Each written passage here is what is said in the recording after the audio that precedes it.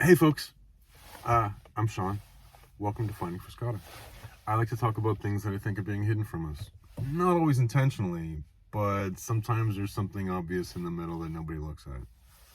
And right now I want to talk to you about marriage and the importance, the number one reason why I think that long-term monogamous relationships are so important. Hear me out. So, if you're like me, you've probably seen a bunch of these videos. It's like hashtag whatever or at whatever or whatever it is, and there's like this panel of young women, and then they'll have like the one dude Dave or whatever his name is, and they're talking about like the pros and cons and the conflicts of modern hookup culture, and people who are making a living off of different websites where you can it's like pay for play kind of things like that. And it's a really interesting conversation, but what they're always talking about is like high value men and high value women and the things that these young ladies are actually interested in and the things that the guys are actually interested in. And it all comes down to things that are physical and tangible and income levels and all these other sorts of things. And fair enough, I'm not a big fan of hookup culture. I think it's got its problems. I'm much more on the conservative side of things. And, I'm also on the data side of things. And the data indicates that if you live that lifestyle, then later on in your life, you're going to have problems, however they manifest. So I highly recommend against it. Then on the other side, and so we'll just call that like the sort of, you got like the Andrew Tate world, and then you've got like the feminist world and all their views of how relationships are supposed to kind of interact and happen. And so be it. On the other side of the spectrum, you've got your fundamentalist Christians and fundamentalist religious peoples, and they're very about traditional relationships, and women just have to be submissive all the time, and it's a very kind of a weird thing. It's a weird perspective, and if you're coming to it and you're not familiar with how that world works, it can seem kind of scary and daunting. Like you really don't want any kind of part of that, So let's put that over in the religious bucket for a minute.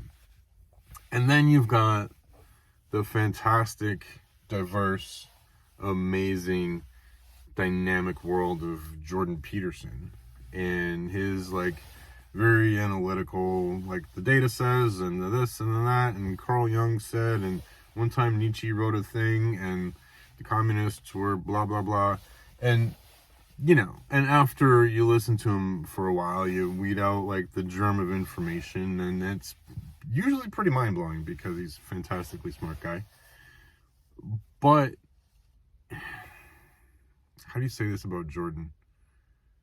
He has a way of, he seems like he's got Asperger's, honestly, because I've known a lot of Asperger people. My family is like rich with Aspergians and people with autism. There's a lot of us. And he seems like he would fit in my family very well.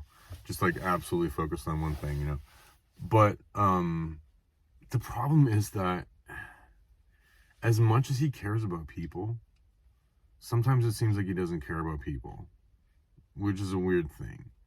And he's talked about it. It's not something that he's unaware of, and I don't mean it as a criticism, but, people who get so focused on the analysis and the data, sometimes it's hard to figure out the human aspect of the analysis and the data. Does that make sense? So what our beloved JBP says is that when you're seeking a partner, you gotta find somebody to contend with.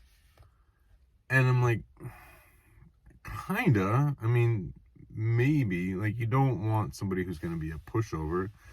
You want somebody who's gonna, push you to be better. But then not push you so hard that you break. Like, you got to find that kind of balance in between. And that's a very important thing to find. I don't think I would have phrased it the same way that our beloved JBP would have, but, you know, I'm not JBP. But I feel like there's an important thing that's missing in all these discussions about marriage, specifically, but long-term monogamous relationships in general. And it has to do with your self-identity and your image, your mental picture of yourself. And here's what I mean. One of the things that I've learned after a 25, 30-year career of marriage, I'm on my third marriage. My first two marriages failed drastically. I was in the military. I was always gone. Blah, blah, blah. It's a whole different story. But I've spent my entire adult life married. I got married when I was 19, and I'm 50 now. So, and in my current marriage, we've been through some really, really rocky spots. But we've come through. You know, I got past the milestones in my current marriage to Cal that I never even reached in my first two marriages, because Kelly and I just don't have all the extra military drama that's mixed in with it, you know? And I've also done a lot of my own healing, and she's done a lot of her own work, and, you know, so we've both come a long way that we've actually been able to become really, really close. But the thing that I've learned about that is it is very important when you start to get older to have somebody who maintains for you and with you a mental image of who and how you were when you were younger. So what I mean is that when you're a very young person, a child, a teenager, and you have this image in your head of how you're going to be when you're an adult, I mean, you usually don't picture yourself in your like 50s and 60s. Maybe there's like a fleeting image of that, like, oh, I'm going to be old one day, you know, it's kind of like this panic thing. But usually when you think of yourself as an adult, you think of yourself in your 30s, and you're confident, and you're mature, and all your baby fat's gone, and you've got a good job, and you're in your career, and you're making moves, and your body's working great, and, you know, just everything's just kind of like flowing, and it's good. Like, you know, you're in your 30s, and you got all your bullshit of your 20s out of the way, and now you're working on your bullshit of your 30s, and, you know, you're like established. It's great. And that's a good way to picture yourself. And then when you get past your 30s and you get into your 40s, you know, for men it's a little bit different. I can't speak for women, obviously, but it's a similar kind of thing where you start to look back on that, on how your body functioned when you were in your 30s. Your knees never really bothered you. Your back never really bothered you. You know, you had plenty of energy. You could get up and go and like do stuff and take care of stuff. And you had all your mental faculties were kind of at their peak. So you look back on that time, you know? So there's even some evidence that when people have near-death experiences, or when they have out-of-body experiences, that the way that their bodies manifest, if they have a light body, or however it is that they describe it, that body is like late 20s, early 30s, you know. But I don't think that's because like when you're in heaven you get a 30-year-old body. I think that if you are in a non-physical aspect of reality, and you need to be able to manifest some sort of physical presence, or you think of yourself as having a physical presence, the most common thing that is going to be seen and perceived by yourself and by others will be that singular image that you have of yourself as a person. So whether you're projecting it forward as a child or projecting back as an older adult, it's going to be that idealized version of yourself, right? We all have it. We all have this idealized version of who we think we should be and what we think we should look like and what our fitness should be and what our health should be and all this other kind of stuff, right? And we often find ourselves in our life struggling towards that through diet and exercise and meditation, or trying to get to that thing, either moving towards it or grasping backwards towards it, right? And that's very, very important to our psychology, to have that ideal. Now, for men in particular, in my experience, and I think most men out there would agree with me, one of the fundamental things that we value in ourselves is our strength. Your size, and you think about, like, I'm always thinking about like the size of my shoulders, and how big are my legs and how big are my arms, can I still deadlift 250 pounds? Can I do I have that kind of strength? Do I have that kind of stamina? And now that I'm 50, I'm aware of the fact that it's slowly, it's waning. I hit my prime a few years ago, and that's fine. I'm just kind of like in maintenance mode, and I'm fine with that, right? And I think that my wife, if she were to do it, she's not a deep thinker like I am, but if she were to dig deep, she would picture herself as like when we first met. She was just 30, and she was just like fucking, God bless America, just amazing. She was super fit, and like her skin was clear, and she was just like gorgeous. We had these fantastic conversations, and I spent like 2 hours with her, and I was like, I am marrying this lady. Like, this is the one that I'm spending the rest of my life with. But here's an interesting thing that I learned about my wife, is that if you had gone into my mind and found like a construct of my ideal spouse, her physical appearance, the way she spoke, her attitude, her habits, like every single thing about the woman that I had constructed in my mind as who would be my wife, it would be my wife, like to a T. Like absolutely flawless of who I thought that my spouse was going to be, my true spouse, and it's her. But what's interesting though, I've noticed as I've gotten older, like I know, like I'm getting like the wrinkly bits and the stuff, and you get like the sunspots, and things on your hands and stuff doesn't work quite as well. And when I look at my wife objectively, I see, it's a weird thing, but I see that gravity's done its thing, and wrinkles have done their thing, and the spots and like the gray and the whatever, it happens. But the weird thing is that I only see her true outward physical appearance once in a while. It's like sometimes I catch a glimpse of what she actually looks like in the world, and maybe what other people see, because what I see is the woman that I met. It's a very strange thing. Like literally, when I look at her, she is just as lovely as the day that we got married. Maybe even more lovely now, because she's like matured, and she's got a little more, like, her body language is better, and I know her better, and so she's just gotten more and more and more attractive to me over the years.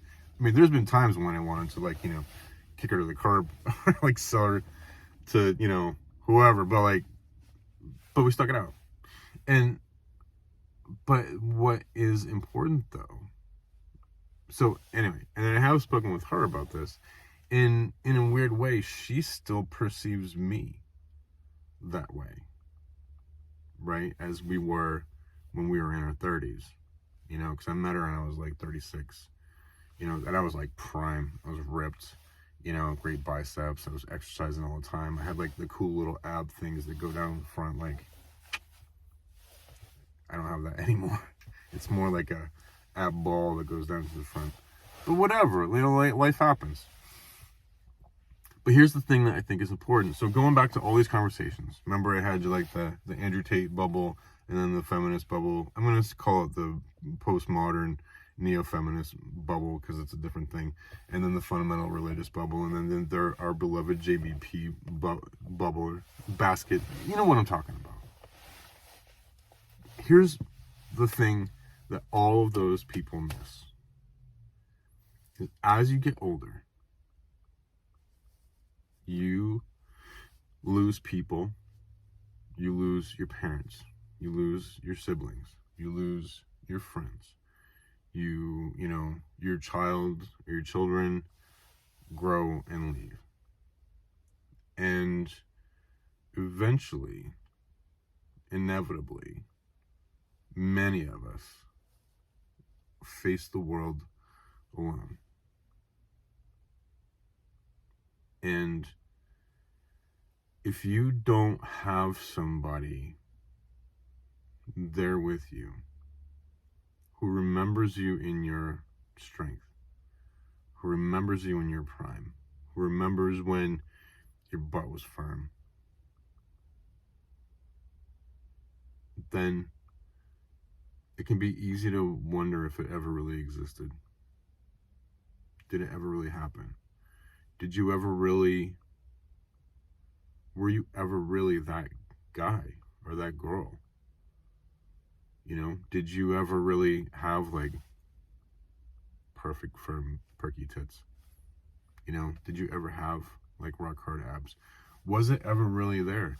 And if you've had somebody who was with you in that time, and if you had a healthy relationship and you had great sex,